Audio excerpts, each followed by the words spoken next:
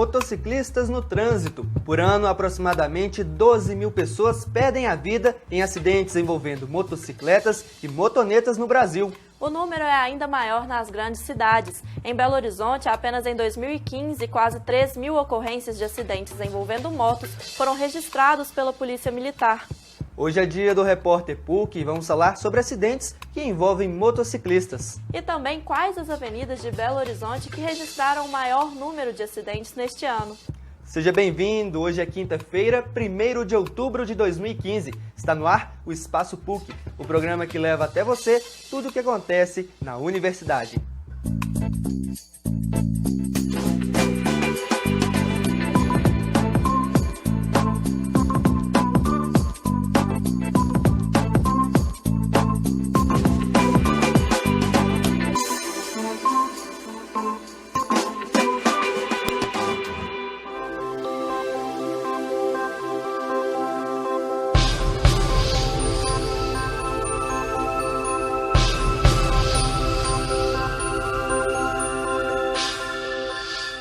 Olá, estar no trânsito pode ser meio perigoso, tanto para o pedestre quanto para os condutores de veículos. E nessa mistura de pessoas a pé e motoristas estão os motociclistas, que também sofrem bastante. A motocicleta é conhecida como um tipo de transporte que facilita a vida de muitos, mas que oferece diversos riscos.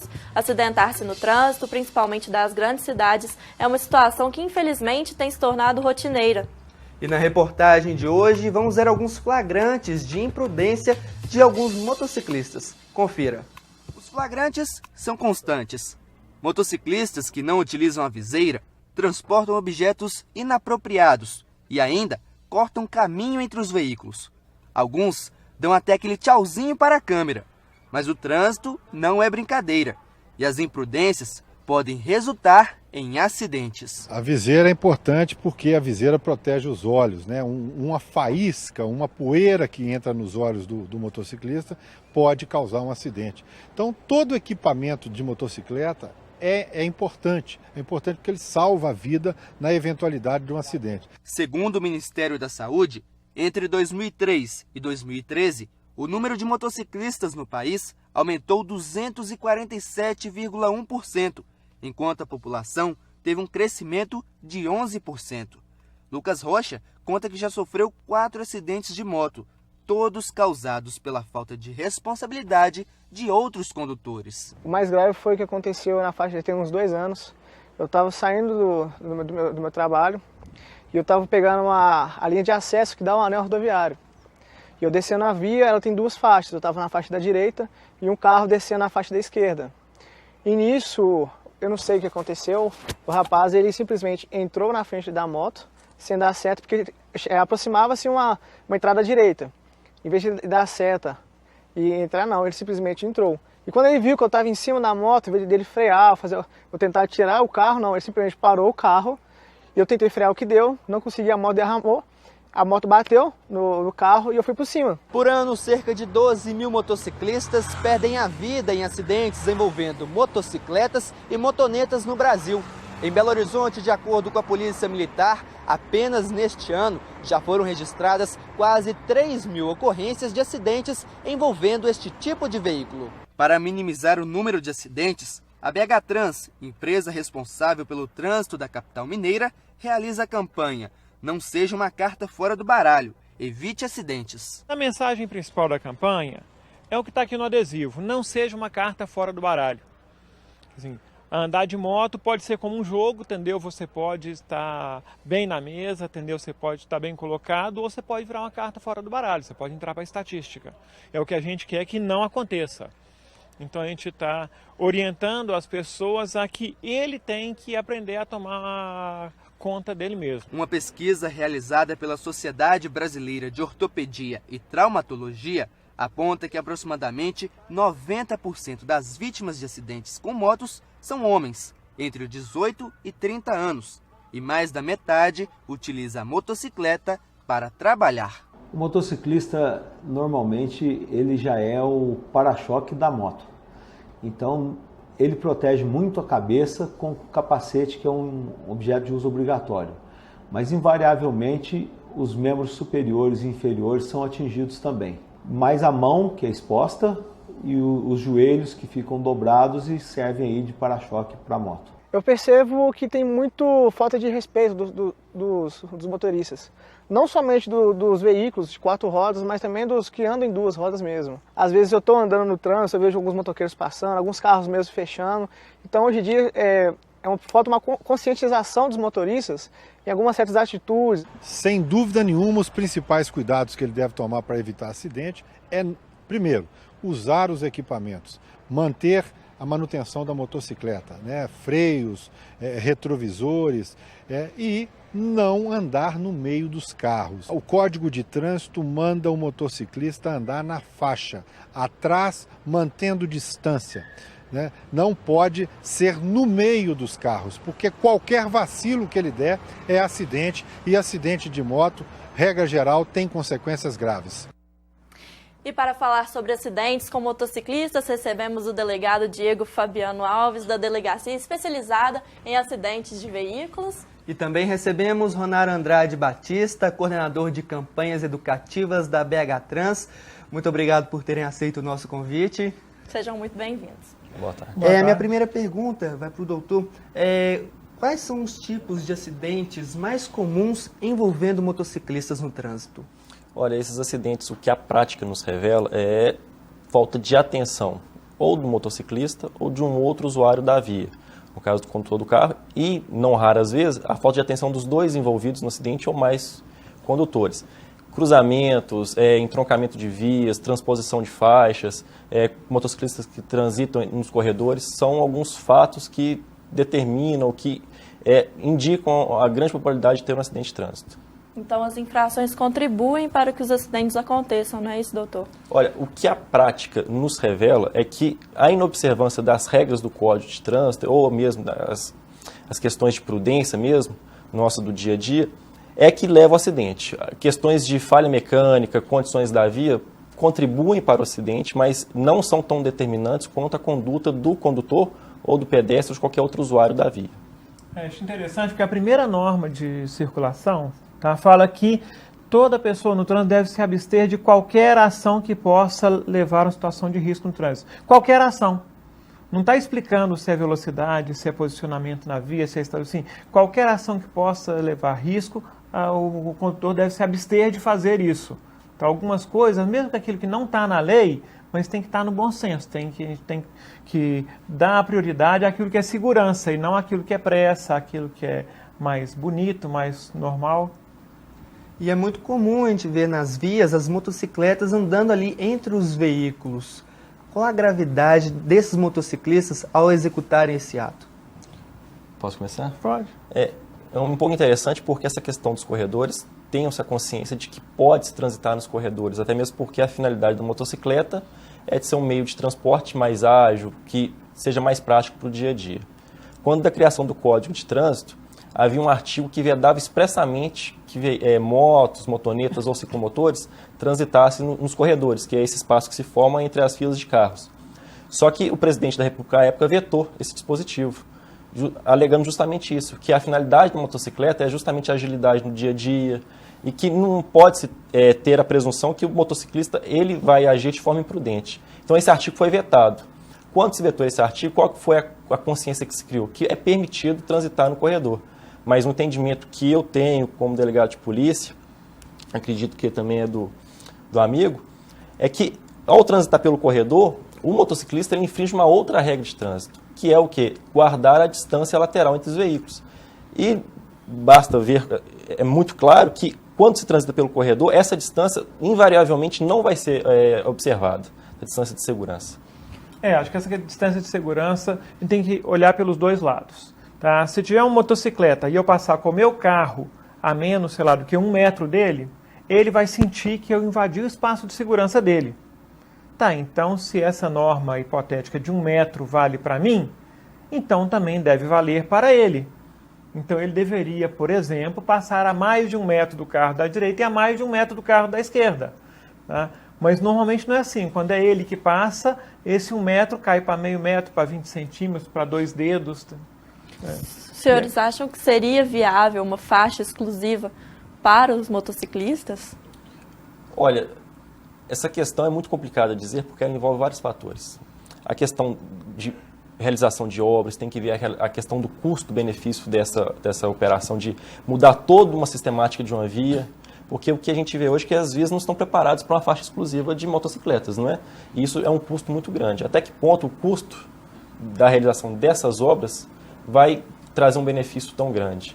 Então, eu acredito que o principal papel hoje é realmente observar as normas de trânsito em vigor, que é justamente respeitar as faixas de circulação. Se são 2 faixas para aquela via, que o motociclista transite em uma das 2 faixas, não entre os veículos que transitam entre elas.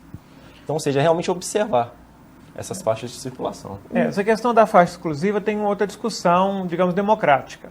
Se mais ou menos 30% das pessoas andam de ônibus, outros 30% andam de automóvel e cerca de 6% andam de motocicleta, por que 6% tem que ter uma faixa exclusiva e os outros 30% e 30% não tem que ter uma faixa exclusiva? Tá? Então, na verdade, a gente precisa conviver no espaço do trânsito e não segmentar cada um na sua faixa, depois nem vai caber dentro do espaço urbano. E muitos motociclistas acabam tendo uma dúvida, porque não pode fazer essa ultrapassagem ali no meio da faixa. Mas quando o sinal de trânsito está fechado, ele pode fazer essa ultrapassagem ou ele deve se manter na faixa como um outro veículo qualquer? A maioria das pessoas, quando pensa na segurança, pensa assim, com os carros em movimento, então não é adequado que ande no corredor. Mas já que os carros estão parados, então agora é possível passar no corredor. Entretanto, ultrapassar os veículos que estão parados no semáforo é uma infração de trânsito. O que realmente, mais uma vez, a prática demonstra é que mesmo os veículos parados, o motociclista que resolve transitar entre os veículos, ele pode ser surpreendido. Muitas das vezes aquele condutor ali enxerga uma brecha e muitas das vezes sem sinalizar ele resolve mudar de faixa. Então, ou seja, mesmo em circunstâncias do trânsito absolutamente parado, é claro que o risco é muito menor do que os carros em movimento, mas o risco ainda existe. E muitas das vezes a sinalização na via é aquela faixa contínua onde a transposição de faixas é proibida. Então, ou seja, a ultrapassagem, por certo, também seria proibida. E tem uma outra prática errada e comum aqui em Belo Horizonte, que é os pedestres atravessarem entre os carros. Então, nesse momento em que o sinal está fechado, os carros estão parados, o pedestre aproveita para poder atravessar e o carro bloqueia a visibilidade de um para o outro. Então, na hora que o pedestre dá o último passo, a moto já está em cima, ou vice-versa. Então, isso aí acaba aumentando a chance de ter atropelamento. E essa é uma observação muito pertinente que ele fez, porque isso acontece com muita frequência no trânsito. Pedestre que resolvem atravessar fora do local indicado, faz a travessia entre os veículos e os motociclistas, justamente aproveitando do trânsito retido, aproveitam para poder ganhar tempo e nesse intervalo acaba acontecendo um acidente, um atropelamento no caso. Sim, os dois estão no lugar errado e cada um joga a culpa no outro. E, doutor Diego, esses motociclistas que cometem essas infrações, eles estão sendo punidos? Quais são as punições? Olha, essa questão da punição do motociclista, quando ele infringe uma regra de trânsito, ela tem que ser observada em 2 esferas bem distintas. Uma esfera é a esfera administrativa, ou seja, aquele condutor infrator, ele vai responder àquilo no âmbito administrativo do Detran, ou seja, se for o caso de algum agente de trânsito ou própria autoridade de trânsito verificar o cometimento da infração, ele vai ser autuado, vai ter a oportunidade de apresentar a defesa e, ao final, se tudo realmente indicar que houve aquela prática daquela infração e que a defesa por ele apresentada não apresenta fundamentos suficientes para poder excluir, ele vai ser punido. O outro aspecto a ser observado é o aspecto criminal, que é no caso dessa infração de trânsito que ele inobservou, gerar uma vítima, seja vítima de lesões leves e graves ou até mesmo uma vítima fatal. É uma outra repercussão, que essa, no meu ver, é muito mais grave, porque, querendo ou não, o objetivo das leis de trânsito, muito mais do que impor sanções, é mesmo criar uma conscientização da importância da observação daquelas regras. Eu acho que o cenário ideal que nós buscamos no dia a dia não é de que a pessoa observe a lei de trânsito com medo de sofrer uma punição. É que ela observe a lei de trânsito entendendo que a observância daquela lei de trânsito vai trazer um resultado muito positivo, não só para os outros usuários da via, mas principalmente para aquele condutor. E aí eu acrescento uma terceira situação ao que ele falava, que é, quanto maior o número de infrações que o condutor comete, maior a probabilidade dele se envolver num acidente. Bom, doutor Diego, Ronaldo, nós vamos para um rápido intervalo e no próximo bloco vamos ver quais são as avenidas de Belo Horizonte que registraram o maior número de acidentes com motociclistas em 2015. Também vamos ver alguns flagrantes de imprudência registrados pela nossa equipe. Não saia daí.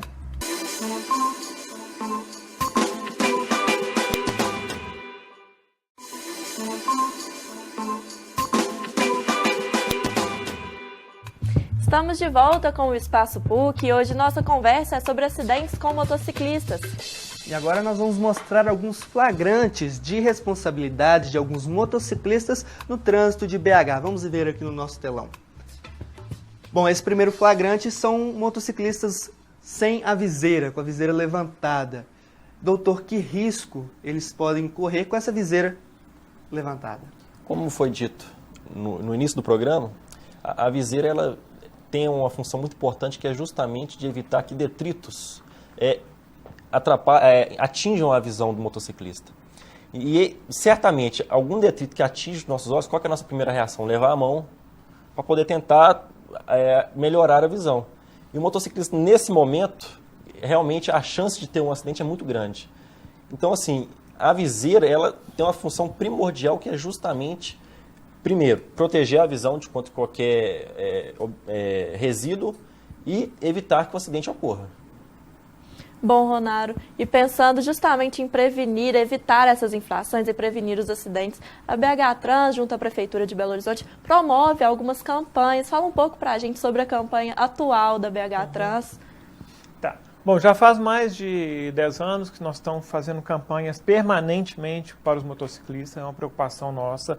A nova campanha agora é prudência, então assim, não seja uma carta fora do baralho.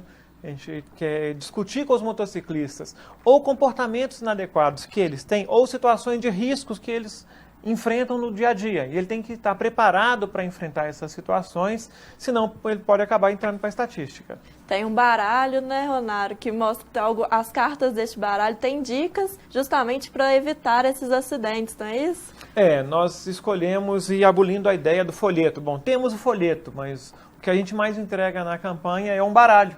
Um baralho para ele levar para casa, para jogar buraco, entendeu? Truco, pôquer, o que ele quiser. Enquanto estiver manuseando, ele vai perceber que são 14 cartas, 14 dicas concretas para aumentar a segurança dele. Então aí a gente mostra o motociclista virando sanduíche, tudo aquilo que acontece ao redor dele. Quer dizer, ele não pode estar preocupado em dirigir só olhando para frente, tem que ver se tem um cachorro, se tem um buraco, entendeu? O risco de passar entre o automóvel e o meio-fio.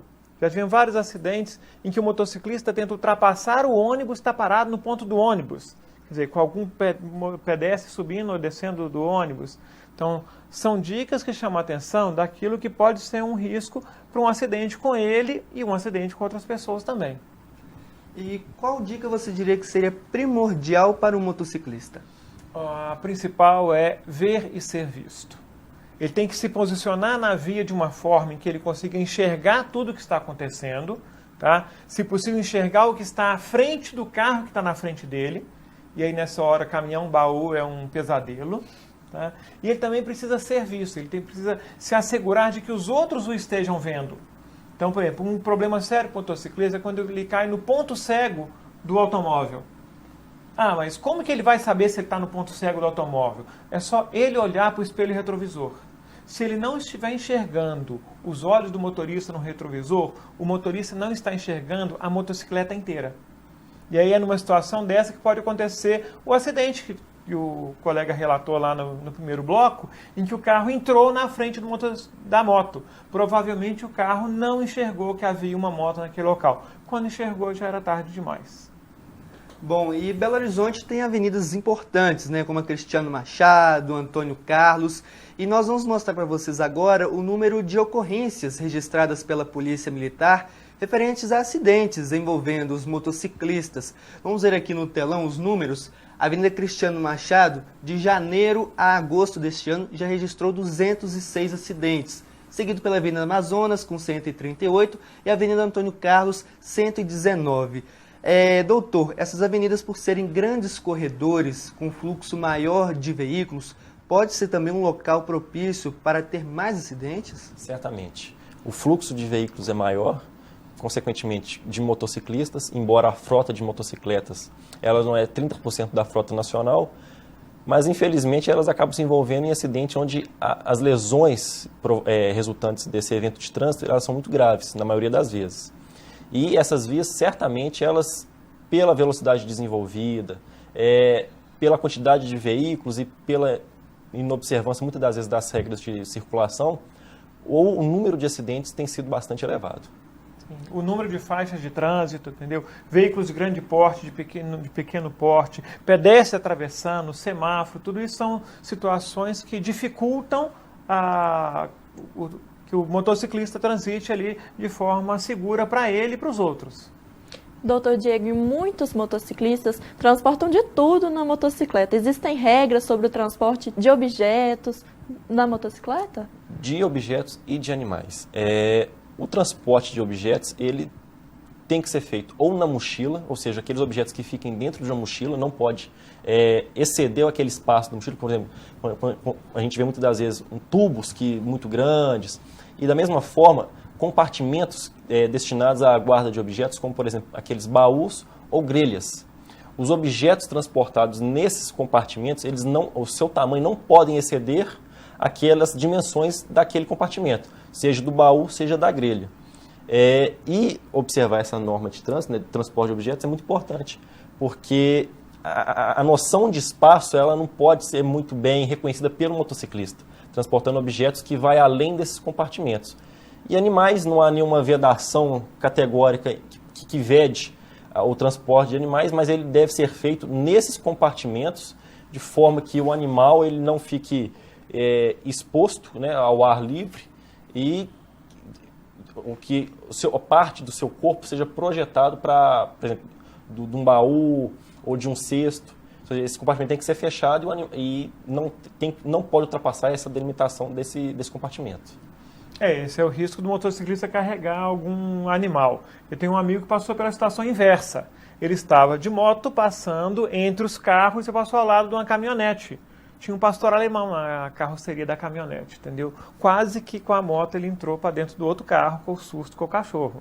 Então esse é um dos problemas de estar andando muito próximo dos outros. E nós vimos agora há pouco uma imagem, né, que o rapaz ele leva um tubo na moto e também levanta a viseira. Olha só, nós estamos vendo essa imagem novamente. Ele levanta a viseira no sinal e atrás ele tem esse objeto, né? Ele cometeu 2 infrações, doutor? Muito bem observado. Pelo menos essas 2 a gente consegue visualizar pela imagem. Não usar a viseira adequadamente e o transporte daquele objeto fora dos padrões. Como eu disse, o motociclista ele pode transportar objetos, desde que dentro de uma mochila ou de compartimentos cujas dimensões são estabelecidas pelo CONTRAN ou DENATRAN, que são os baús ou aquelas grelhas de transporte de água mineral, botijões de gás. E para encerrar, vamos tirar uma dúvida de muitas pessoas. A quem recorrer no caso de acidentes com motociclistas? Olha, o passo mais importante, que muitas das vezes as pessoas ficam assustadas ao se envolver num acidente e acabam ou saindo do local ou tendem a tomar uma conduta que para mim é a pior de todas, que é não providenciar socorro. Não que ela tenha que prestar o socorro, mas fazer a ligação para o 192, que é o SAMU, 193, Corpo de Bombeiros. Primeiro passo, providenciar o socorro ao motociclista acidentado ou pedestre que estiver acidentado. Em relação ao registro do fato, esse é um passo posterior que, após providenciar o socorro para aquela vítima ali, aquele condutor envolvido ele dá um jeito de tentar registrar o fato. Aí depois liga para a polícia militar ou comparece a uma delegacia de polícia. Mas o passo mais importante, providenciar socorro, porque o socorro, quanto antes prestado, mais efetivo ele é. Fica aí a dica para toda a população. Bom, infelizmente o nosso tempo está acabando. Dr. Diego, Ronaro, muito obrigada pela presença de vocês aqui no Espaço PUC de hoje. Eu que agradeço. Igualmente. Muito obrigado por terem aceito o nosso convite. O Espaço PUC de hoje vai ficando por aqui. A gente se vê toda quinta-feira no Repórter PUC, às 4h30 da tarde. E não deixe de participar do programa enviando sugestões e comentários para o e-mail espaçopuc@pucminas.br e também pelas nossas redes sociais. Na segunda-feira eu volto às 4h30 da tarde e, é claro, espero por você. Obrigada e até lá. Muito obrigado pela companhia e até a próxima.